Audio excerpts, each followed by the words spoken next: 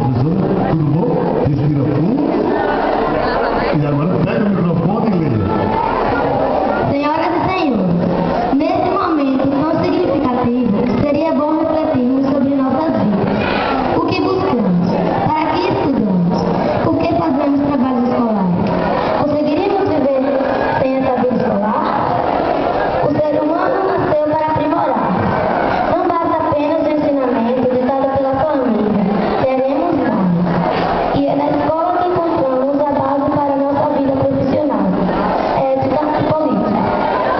Parabéns aos nossos pais, parabéns aos colegas, parabéns aos nossos queridos professores que nos ajudaram na nossa formação, ensinando sempre a vencer novos desafios e conquistando novos caminhos com sabedoria.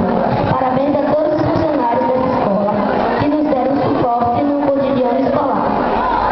Ao encontrarmos as salas limpas e organizadas, o lanche servido com tanta alegria e gentileza, as aulas de informática que nos ajudam a descobrir o mundo mágico da tecnologia virtual, a recepção e proteção dos porteiros e vigilantes na entrada e saída da escola, aos diretores que fizeram de tudo por nós e principalmente a vocês, estudantes, sem os quais o sonho de transformar o mundo jamais se tornará real.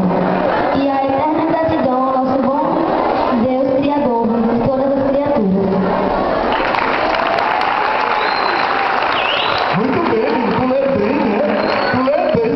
Olha, quem é teu pai? Quem está aqui? Minha mãe e meu pai. Seu pai, sua mãe, quem são os pais? Olha ali, cadê o pai? Tá por aí, né? Tá onde? Ah, tá aqui, mas olha.